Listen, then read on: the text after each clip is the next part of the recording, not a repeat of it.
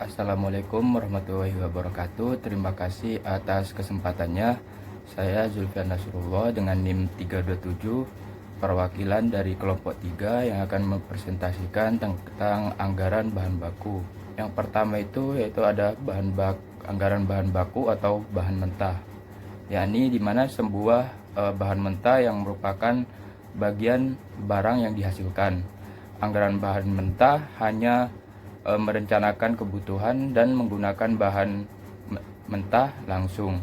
Bahan mentah tak langsung akan direncanakan dalam anggaran biaya overhead pabrik. Terus selanjutnya ada tujuan penyusunan anggaran bahan mentah, yakni memperkirakan jumlah kebutuhan bahan mentah. Lalu yang kedua ada memperkirakan jumlah pembelian bahan mentah yang diperlukan. Lalu yang ketiga sebagai dasar melaksanakan fungsi pengawasan bahan mentah. Yang selanjutnya itu ada anggaran kebutuhan bahan mentah, yang dimana anggaran ini itu disusun sebagai perencanaan jumlah bahan mentah yang dibutuhkan untuk keperluan produksi pada periode mendatang. Nah, secara terperinci itu pada anggaran ini harus dicantumkan yang pertama itu jenis barang yang dihasilkan, lalu jenis barang mentah yang digunakan, lalu bagian-bagian yang dilalui itu dalam proses produksi. Selanjutnya standar penggunaan bahan mentah dan waktu penggunaan bahan mentah. Standar penggunaan bahan atau SP, yakni bilangan yang menunjukkan beberapa satuan bahan mentah yang diperlukan untuk menghasilkan satu satuan barang jadi. Nah, umpamanya itu standar penggunaan 2 barang jadi A dan bahan mentah X. Artinya untuk menghasilkan satu unit barang A diperlukan 2 unit bahan mentah X. Selain itu dicantumkan pula jumlah masing-masing jenis barang jadi dan waktu penggunaan bahan mentah atau dinyatakan dalam bulan atau kuartal. Sehingga secara sederhananya itu dapat digambarkan bentuk dasar anggaran kebutuhan bahan mentah, bahan mentahnya. Kebutuhan bahan mentah, jumlah bahan mentah yang dibutuhkan untuk proses produksi dalam satu periode waktu tertentu itu ditentukan dengan berbagai cara, yakni yang pertama itu dengan perkiraan langsung. Dengan cara ini itu mengandung banyak risiko, antara lain berupa terlalu besar atau terlalu kecilnya perkiraan.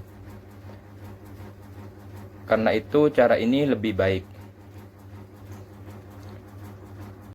Lalu yang kedua itu berdasarkan perhitungan standar penggunaan bahan.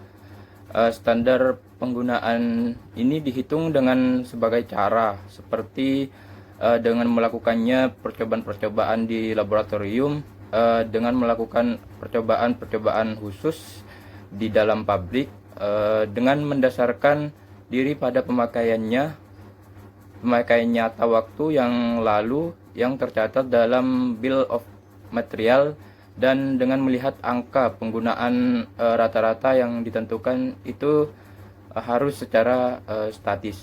Anggaran pembelian bahan mentah. Anggaran pembelian bahan mentah ini berisi secara kuantitas bahan mentah yang harus dibeli oleh perusahaan dalam periode waktu mendatang.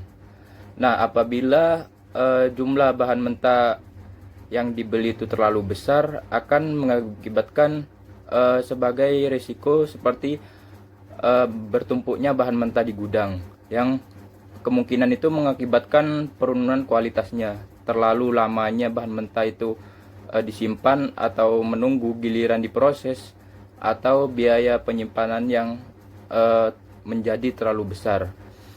Dan apabila jumlah bahan mentahnya itu terlalu kecil, juga akan mendatangkan risiko berupa ketidaklancarnya proses produksi akibat kehabisan bahan mentah, serta timbulnya biaya tambahan untuk mencari bahan-bahan penggantinya. Dengan secepat mungkinnya. Lalu hal yang perlu diperkirakan oleh perusahaan selain besarnya kebutuhan, juga harus mempertimbangkan dua jenis, yaitu biaya pemesanan, yang mana biaya yang diperlukan sehubungan dengan kegiatan pemesanan bahan mentah. Biaya ini itu berubah-ubah sesuai dengan frekuensi pemesanan. Semakin tinggi frekuensi pemesanannya, maka semakin tinggi pula biaya pemesanannya. Sebaliknya juga biaya ini berbanding terbalik dengan jumlah kuantitas atau bahan mentah setiap kali pemesanannya.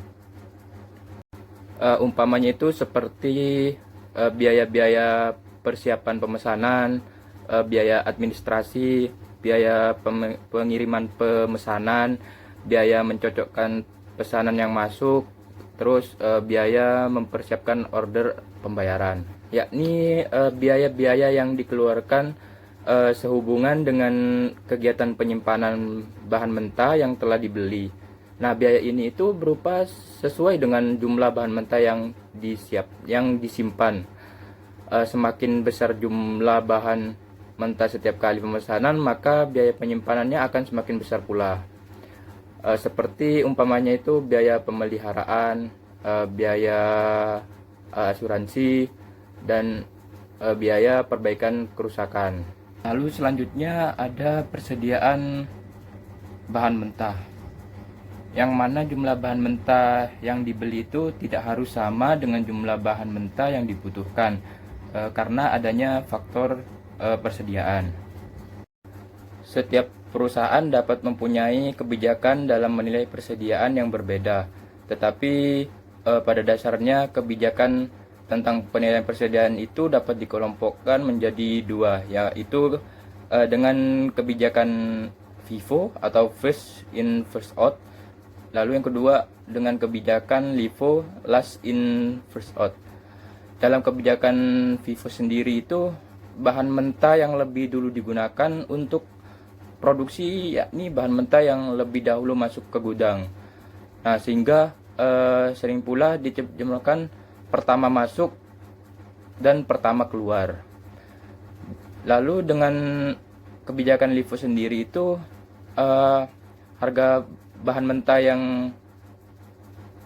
yang masuk ke gudang lebih akhir justru dipakai untuk menentukan nilai bahan mentah yang digunakan dalam produksi, meskipun itu pemakaian fisik tetap diperlukan menurut urutan pemasukannya. Berdasarkan bahan mentah yang harus tersedia itu untuk lancar proses produksi tergantung pada faktor-faktor seperti yang pertama itu volume produksi selama satu periode tertentu. Ini itu dapat dilihat pada anggaran produksinya. Lalu yang kedua, volume bahan mentah minimal yang disebut safety stock atau persediaan. Lalu yang ketiga, besarnya pembelian pada yang ekonomis. Yang keempat, estimasi tentang naik turunnya harga bahan mentah pada waktu-waktu mendatang. Selanjutnya, biaya-biaya penyimpanan dan pemeliharaan bahan mentah. Lalu yang keenam, tingkat kecepatan bahan mentah itu menjadi rusak.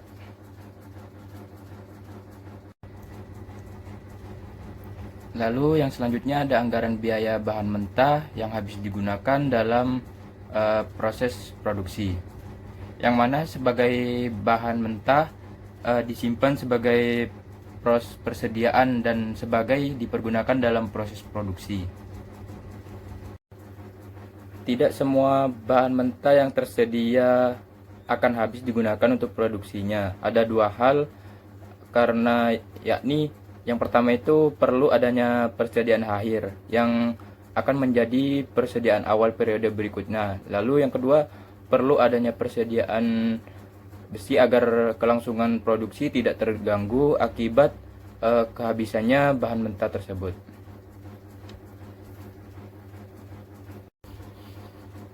Bentuk dasarnya biaya bahan mentah yang habis digunakan itu perlu memperinci hal-hal sebagai berikut. Ya, pertama itu jenis bahan mentah yang digunakan. Yang kedua, jumlah masing-masing jenis bahan mentah yang habis digunakan untuk produksi. Lalu yang ketiga, harga per unit masing-masing jenis bahan mentah.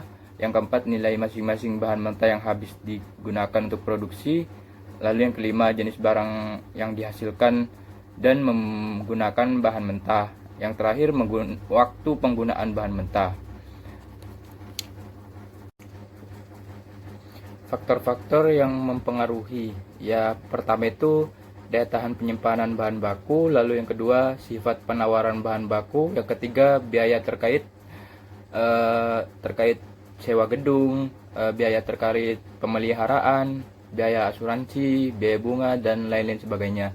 Yang keempat, modal kerja yang tersedia. Lalu yang kelima, risiko yang harus ditanggung karena faktor manusia, faktor alam, dan faktor sifat barang itu sendiri. Itu yang selanjutnya ada contoh penyusunan anggaran bahan mentah, yaitu perusahaan Susila Sakti, anggaran tahun 1983, produksi barang B yang memakai bahan baku X dengan jumlah satuannya itu Januari 10.000, Februari 12.000, Maret 14.000, kuartal 2 42.000, kuartal 3 35.000, kuartal 4 30.000, dengan satuan barang menggunakan 3 satuan bahan mentah X dengan jumlah Januari, pada bulan Januari itu 50, Februari 55, Maret 55, dan kuartal 2-nya itu 60.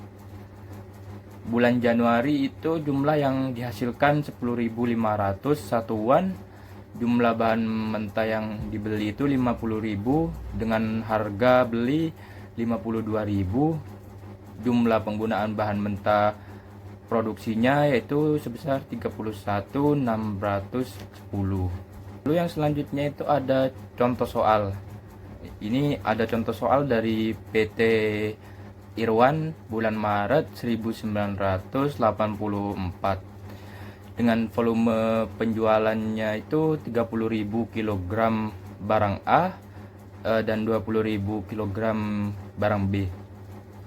Biaya produksi tiap kilogramnya itu menjadi barang jadi dengan penggunaan bahan mentah 1 2 kg 30.000 kg, dan bahan mentah 2 itu barang A nya itu 1 kg 20 kg, dan barang B nya itu 2 kg 20 kg, dan untuk kebutuhan tenaga kerjanya itu 2 dan 50. Bisa dibaca sendiri dengan rincinya. Bahan mentah juga dibeli untuk bulan April yang besarnya dalam bahan mentahnya itu sebesar 1 sampai 40.000 kg bahan mentah, 223.000 kg bahan mentah, 3 sampai 2.000 kg menyusun anggaran pembelian bahan mentah pada bulan Maret. Anggaran biaya produksi terperinci untuk tiap kilogram bahan yang dihasilkan produk pada bulan Maret. Kelompok kami, terima kasih. Kurang lebihnya mohon maaf. Wassalamualaikum warahmatullahi wabarakatuh.